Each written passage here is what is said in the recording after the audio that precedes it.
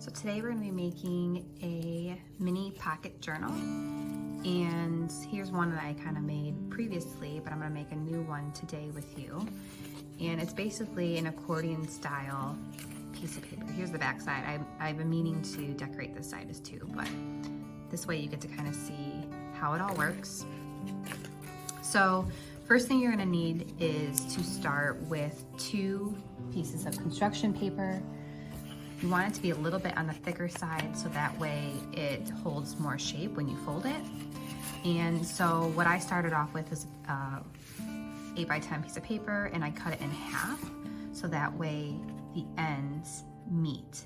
So first you're going to want to do is take a piece of paper and you're going to want to decide how tall your book is going to be. So as you can tell in comparison, this book is going to be a lot bigger than the original book that I had made, but it's still, in my eyes, going to be considered a pocketbook. Once you have your paper cut to the right height that you want it to be for the height of your book, you're then going to want to tape the end. You don't want to make sure they meet here. So as you can tell, they kind of kiss right here, and that's where you're going to want to tape them. So I'm actually going to use a decorative tape, but you're more than welcome to use any type of tape that you'd like. I do recommend something that is a little bit easier to decorate or on top of. And then what I'm just gonna do is kind of fold it over here.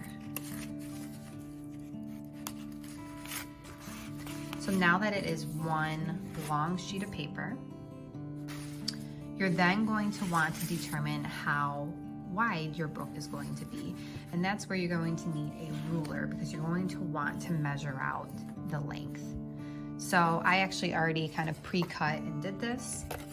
And for this booklet here, which is the same height, I made it 2.5 inches long.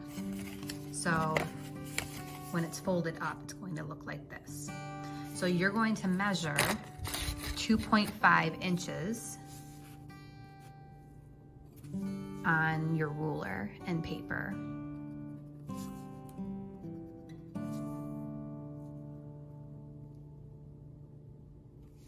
And you're gonna keep doing that along the way.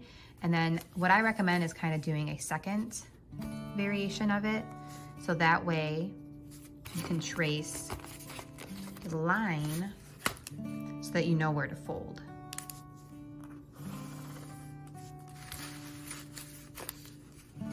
Now this is just a guideline. You're more than welcome to erase this later, although I kept my guidelines because it ends up being in the fold anyways. So once you have all of yours done throughout the whole piece of paper, that's when you're gonna want to fold your paper accordion style. So what I do is I just kind of fold it right around where the crease is. I make sure that this bottom end lines up so that way I'm getting a straight line.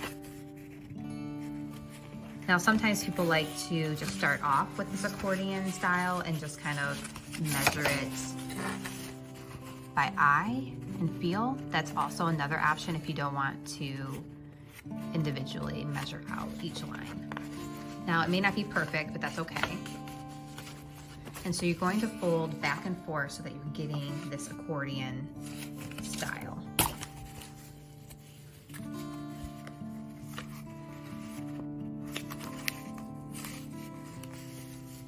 And you're gonna keep doing that until your booklet looks like this.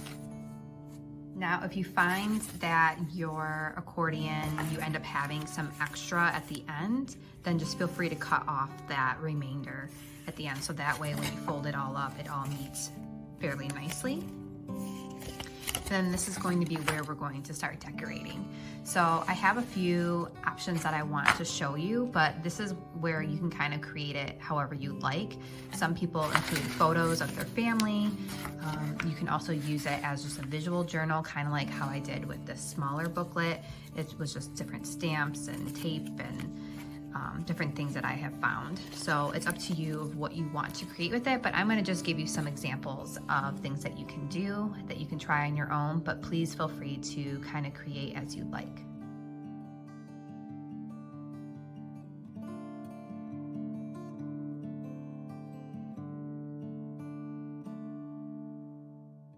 First thing I'm going to do is I'm going to use a stamp pad, but not necessarily in the traditional way that you're used to.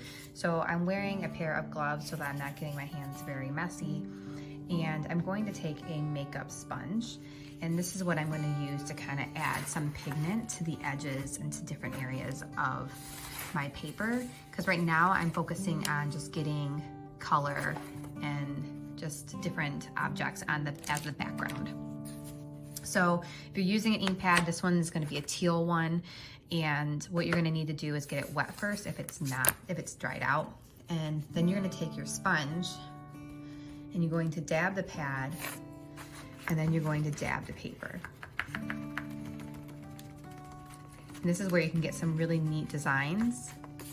You can even drag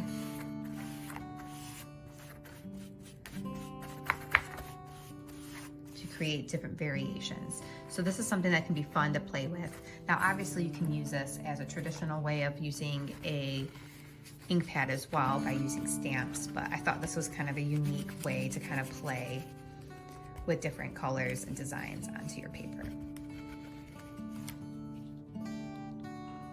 So next I'm going to add some paints to my paper, and I'm going to actually use this distressed spray stain, and I'm also going to use some of these bottles.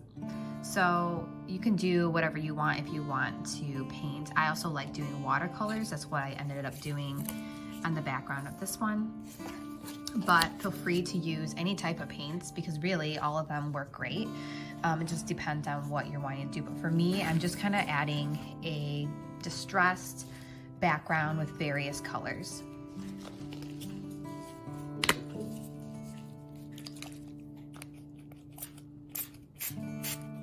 The way this one works is you kind of spray it down.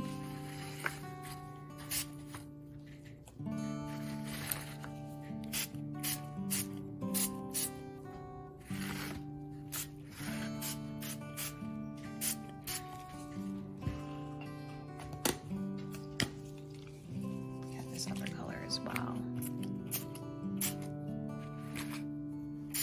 Kind of looks like coffee stains.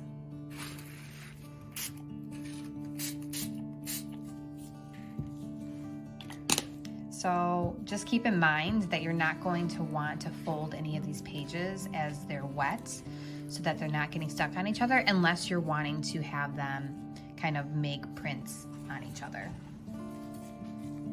I'm also going to add this distress stain that kind of adds a metallic feel. And I'm going to kind of smear it on.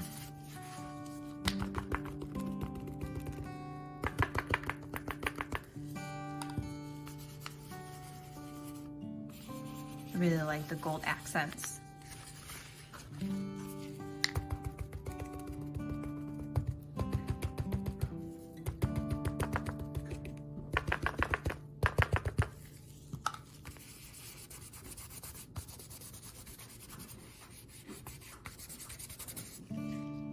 So lastly, I just found some different decorative items that I wanted to collage onto here. So this is where you can kind of be creative, and it's up to you of like what you want to make your pocket journal about. So I just found some of these different objects that I liked, and what I'm going to do is I'm going to glue them down. As you can see, some of it is longer than the page. So similar to what I did in this first book is you can have some things that are hanging off, or you can have some things and then eventually cut them, like the overhang. So whichever you prefer. For this one, I'll probably cut off the overhang. But all I'm gonna do is just take a glue stick and glue these down. If you have Mod Podge, that might be another option to kind of seal some of these down. But again, remember to let it dry before you close everything up. So this is my last little tip, is just doing different items that you want to collage down. And again, this is up to you of like what you want your booklet to be about. And what's cool is you can make as many of these as you want and have them themed differently. It's a pretty simple task, and you can enjoy the process.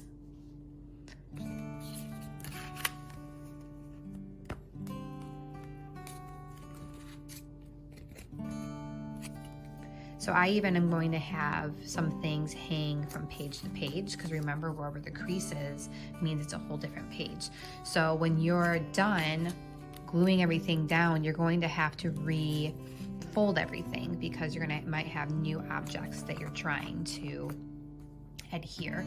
As you notice too, like things like glitter and stuff, that's always an option, and I would recommend putting that down before your background dries, or maybe putting some glue or Mod Podge down and then adhering it.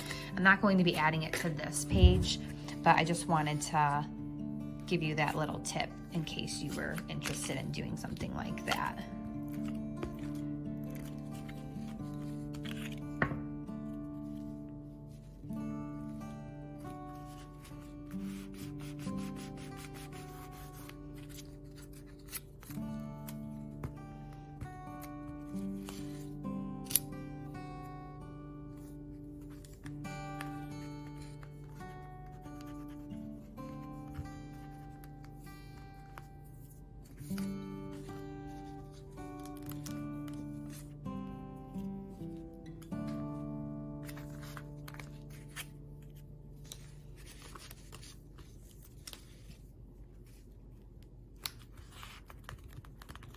So as you can tell, these two booklets have pretty much a completely different feel.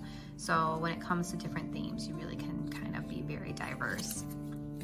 So as I said before, once you have everything glued down, you're going to want to refold so that some of the new items that you just put on can follow your pattern.